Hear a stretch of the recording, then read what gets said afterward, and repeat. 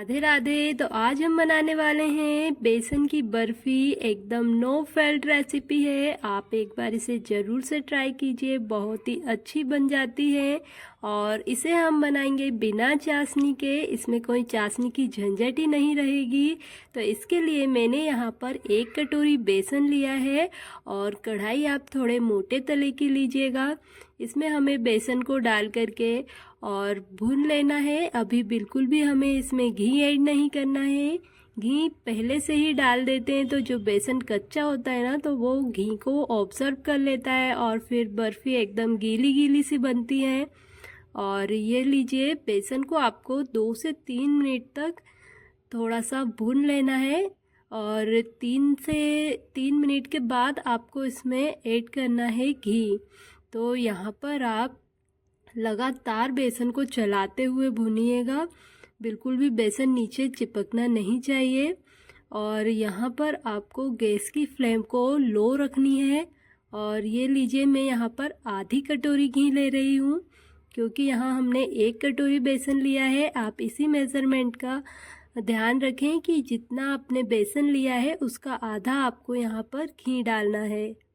और इसमें मैं 2 चम्मच घी अभी बचा लूँगी, जिसका यूज़ हम बाद में करेंगे।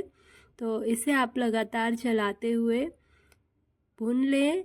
तो बेसन में घी अच्छे से मिक्स हो गया है और इसे हमें मीडियम फ्लेम पर पकाना है।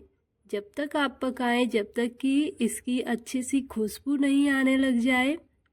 तो ये देखिए, मैं यहाँ पर लो फ्लेम पर अच्छे से इसे लगातार चलाते हुए भून लूँगी। और बेसन में बिल्कुल भी कच्चापन नहीं रहना चाहिए, इस बात का आप ध्यान रखें। तो यहाँ पर आपको थोड़ी मेहनत करनी ही होगी। बेसन को आप लगातार चलाते हुए पकाएं जब तक कि ये घी रिलीज़ ना कर दे। ये थोड़ा इस प्रकार से गीला हो गया है, तो आपको इतनी देर तक बेसन को पकाना है कि ये ऐसे गीला हो जाए। और बेसन का कलर भी चेंज हो गया है, तो मतलब कि हमारा बेसन अब पक चुका है।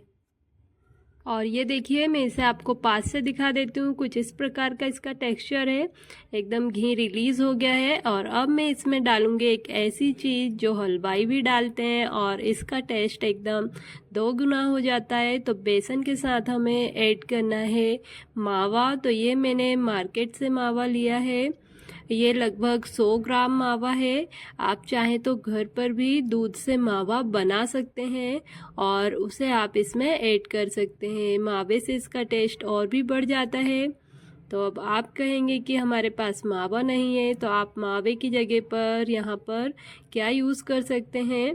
तो आप यहाँ पर लीजिए मिल्क पाउडर। मिल्क पाउडर आसानी से किराना दुकान पर मिल जाता है, तो आप यहाँ पर 1 कटोरी मिल्क पाउडर ऐड कर सकते हैं। उससे भी बहुत ही अच्छा टेस्ट आ जाएगा। लेकिन मावे की बात अलग है, मावे से जो टेस्ट आता है वो मिल्क पाउडर में नहीं आ पाता है।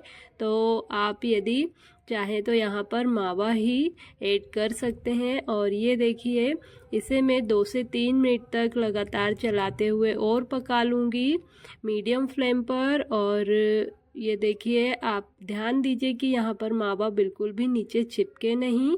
तो इस प्रकार से इसका टेक्सचर हो गया है, बहुत ही अच्छा हो गया है ये। और अब हमें इसमें ऐड करना है एक ऐसी चीज़ जो कि हलवाई भी ऐड करते हैं और इससे ये बर्फ़ी एकदम दानेदार हो जाएगी। तो वो है दूध। यहाँ पर आपको 2 से 3 चम्मच दूध ऐड करना है। दूध डालते ही ये बहुत ही अच्छा दानेदार सा हो जाएगा मिक्सचर। और इसमें आप दूध ज़रूर से ऐड कीजिएगा।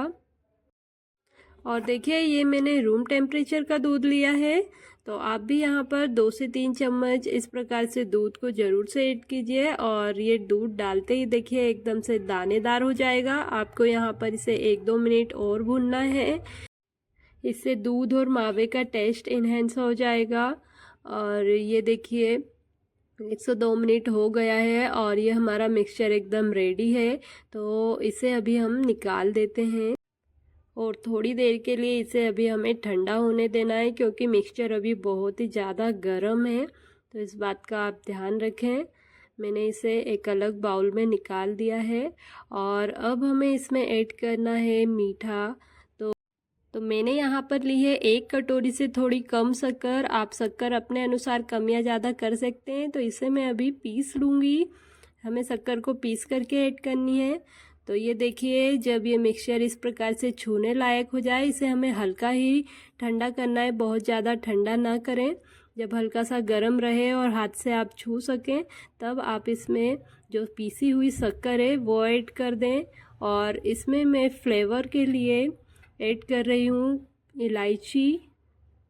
आप कुछ भी मीठा बनाए ना तो उसमें इलायची ज़रूर से ऐड करें, बहुत ही अच्छा फ्लेवर आता है। और यदि ये मिक्सचर आपको थोड़ा सूखा लगे तो आप यहाँ पर घी या फिर गरम दूध ऐड कर सकते हैं। मैंने यहाँ पर थोड़ा सा गरम दूध ऐड किया है, 3 से 4 चम्मच। आप इस प्रकार से दूध या घी को ऐड करके और मिक्सचर को सही कर सकते हैं। और यहाँ पर मैं 2 चम्मच जो हमने घी बचाया था उसे एक थाली में लगा लूँगी।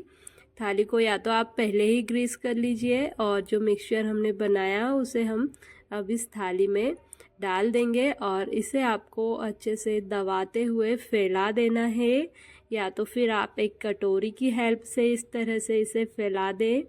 ये बहुत ही अच्छी मिठाई बन कर के तैयार हो जाती है। तो आप इस रेसिपी को एक बार ज़रूर से ट्राई कीजिएगा। और ये राजस्थान में तो फेमस है ये मिठाई।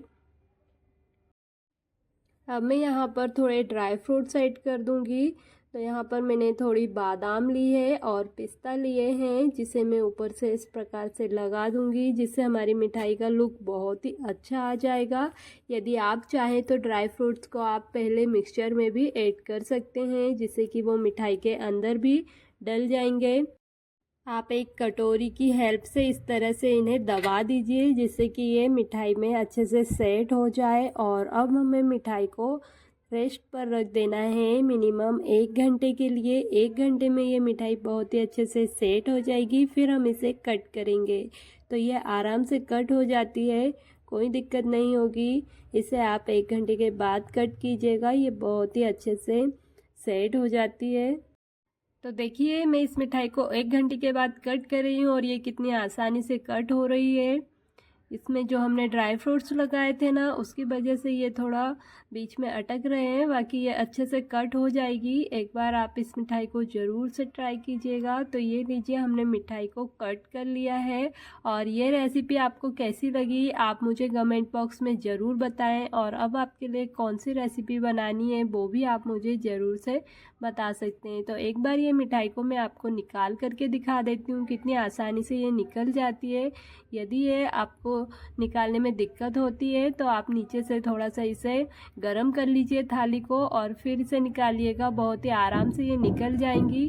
और ये देखिए, कितनी अच्छी मिठाई बन करके रेडी हुई है। मैं इसे आपको तोड़ करके दिखा देती हूँ, इतनी आसानी से ये टूट रही है, बहुत ही सॉफ्ट मिठाई बनी है।